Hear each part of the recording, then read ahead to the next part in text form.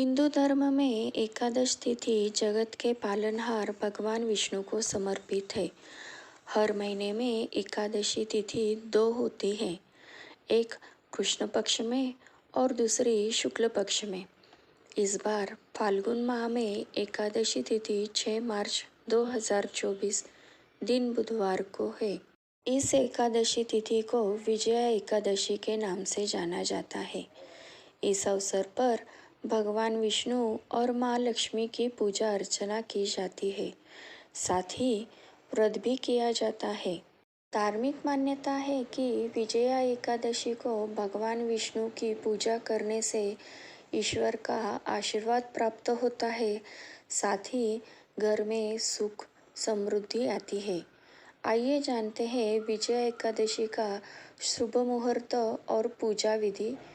पंचांग के अनुसार विजया तिथि का प्रारंभ 6 मार्च को सुबह 6:30 से होगा और 7 मार्च को सुबह 4:13 पर तिथि का समापन होगा। विजया एकादशी के दिन सुबह जल्दी उठकर गंगाजल मिश्रित पानी से स्नान कर पीले वस्त्र धारण करें और सूर्यदेव को जल अर्पित करें।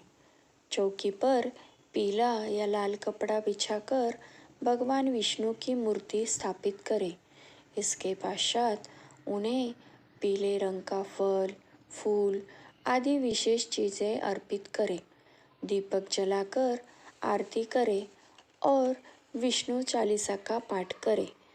अब श्री हरि से सुख समृद्धि की कामना करें। भगवान को खीर और मिठाई का भोग लगाएं। भोग में तुलसी दल का शामिल करें। अंत में लोगों में प्रसाद का वितरण करें। एकादशी के दिन विष्णु भगवान का मंत्र और कथा सुनने से वह अपनी कृपा हमेशा व्यक्ति के ऊपर बनाए रखते हैं। फाल्गुन मास की एकादशी मर्यादा पुरुषोत्तम भगवान श्री राम से जुड़ी हुई है।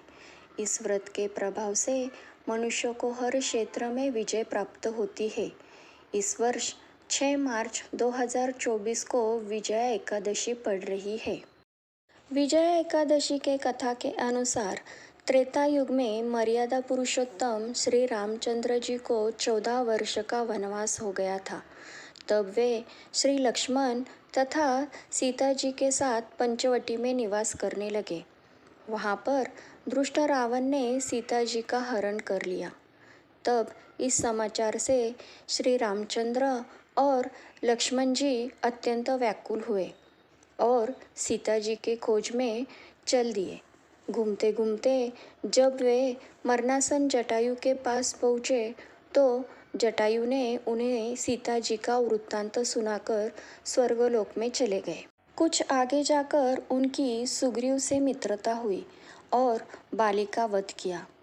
हनुमान जी ने लंका में जाकर सीता जी का पता लगाया और उनसे श्री रामचंद्र जी और सुग्रीव की मित्रता का वर्णन किया। वहाँ से लौटकर हनुमान जी ने भगवान राम के पास आकर सब समाचार कहे। श्री रामचंद्र जी ने वानर सेना सहित सुग्रीव की संपत्ति से लंका को प्रस्थान किया। जब श्री रामचंद्र जी समुद्र के किनारे पहुँचे तब उन्होंने मगरमच्छ आदि से युक्त उस अगाध समुद्र को देखकर लक्ष्मण जी से कहा, इस समुद्र को हम किस प्रकार से पार करेंगे?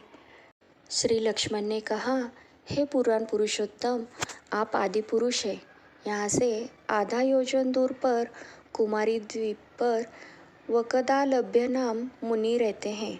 उन्होंने अनेक ब्रह्मा देखे हैं। आप उनके पास जाकर इसका उपाय पूछिए।